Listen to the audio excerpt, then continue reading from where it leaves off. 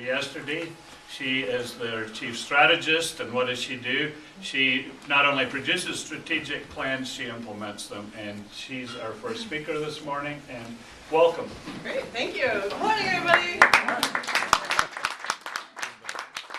do feel like there's always a first time for everything, and this is the first time I've ever given a talk at 9 o'clock in the morning on a Sunday, which is great. I feel like we're at like the house of worship of sustainable communities, and I'm going to be sort of the warm-up preacher here and get you all as sort of roused as I can. You got the spirit. All right. About the important work that we're doing. So thank you, Jake and Judy, for inviting me. A few words of background on this presentation. I was asked to create this presentation about a year and a half ago, 1976 in Cupertino, how our world would have radically changed, right? It is absence of change to our advantage, or at least minimize their potential negative impact on us between now and 2025. And I bet you, if you ran this for your community, it wouldn't look very different. What do you... Excellent. All right.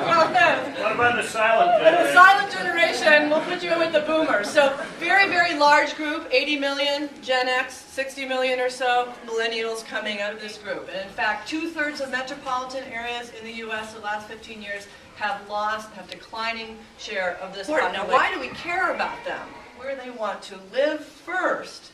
Then they will look for a job within that area, or they'll create their own job within the area. So we say, I've got some heads shaking of the young, living within 3 miles of a central district.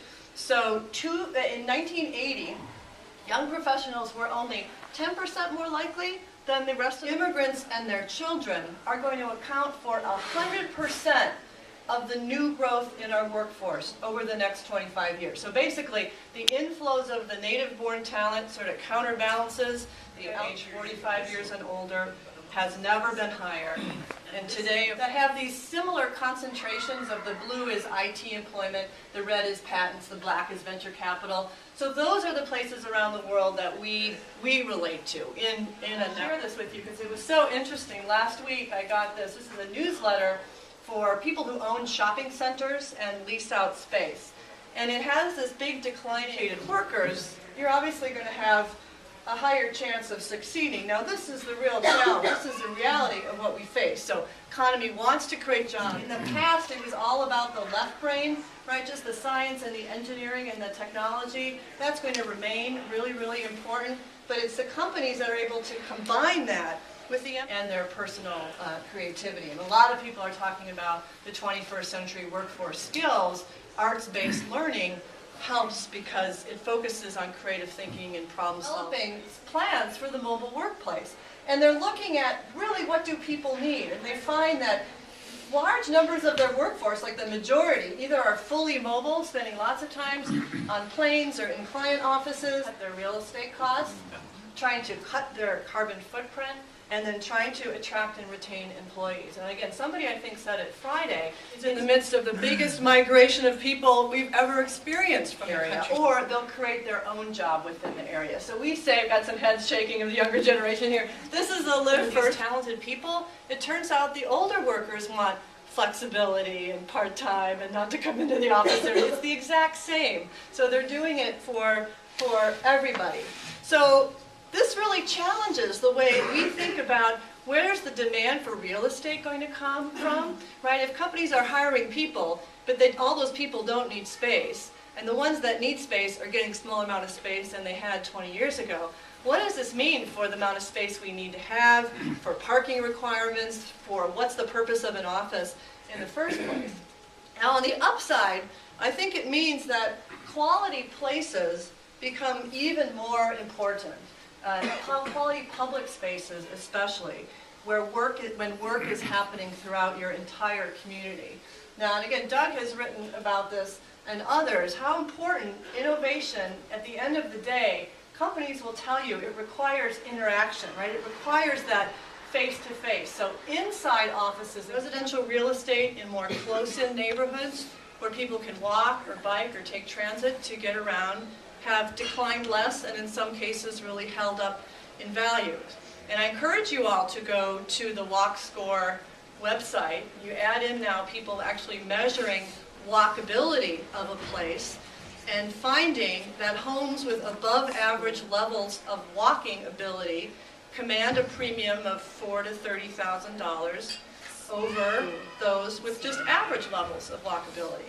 So the walk score includes the number of destinations such as parks and coffee shops and dry cleaners and all those things that are within walking distance of a home. So I think the high gas prices and environmental concerns are really sort of magnifying some of these demographic trends of the empty nesters and the young professionals moving back and wanting to demand these more walkable areas. So I think in the future, clearly, we have the opportunity to design our cities for less driving. So to do what we've been talking about for 19 years in this organization, more compact development, more integration of land uses, and more alternatives to cars to getting around. And so the interesting question that we're dealing with in San Jose is our general plan is planning for a reduction in vehicle miles traveled per person. So this shows from 1900 how annual VMT per person, how it really shot up. And so the question is, can we design our cities to bring VMT per capita back down to where it was 10 years ago or 20 years ago, or what if we brought it back down to 1970? Things probably weren't so bad in 1970. So this is our challenge, designing for this. And I also heard the statistic the other day, which was shocking, that every year the American family drives enough miles to really drive all the way around the earth. If you think about it, the average household has 2 or 3 drivers. The average household drives 21,000 miles every year. That's enough to, circumnavigate the entire globe. So this kind of thinking, again, it's a radical departure. We are at the forefront of it. And the basic math here is that on a per capita basis, denser cities just have less environmental impact. So the transportation emissions from households that live in more compact neighborhoods can be up to 70% less than people who live in suburbs or areas where amenities are more dispersed. So since I'm an economist, I always like to end with the financial part, because this is where people's ears perk up. This is good work done, again, by CEOs for Cities, which is a terrific national organization. And they basically have saying that financial green dividends are occurring to smart cities where people drive less. So in Portland, your average Portlander drives 4 miles less per day than your average American. As a result of that, Portland reaps a $2.6 billion green dividend annually.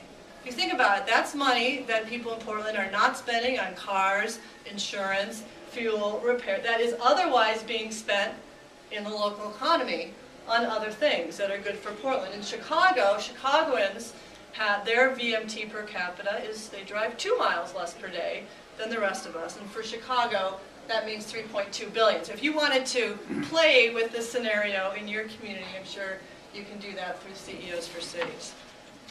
So just to conclude, I think we all know that we face really critical decisions about how our city should evolve in the future. And we know that the next 10, 20, 30 years, whatever your time frame are, is going to be very different than it was in the past. But we don't know exactly how. So I really suggest that as you go back to your communities, that you really think about the role that you can play in helping your local leaders and residents understand these big forces of change that are coming, that are going to be acting on all cities in the U.S. and overseas, and how you can harness those change to your advantage and really be a model city, not just for yourselves, but for all the people around the world who are thinking about how life in urban settlements can be even better in years ahead. So thank you.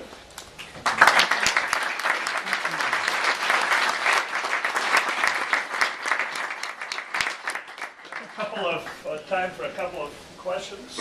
Any recommendations about that? Yeah, and there's people from Santa Cruz has 2 groups like that. Who's here from Santa Cruz? For all of the, I spot an errant plate in front of you, Kay. Oh, I'm going to move it. I promise you. I promise Put it you. on the table. Do you want me to do it now, Jake? Right now would be good.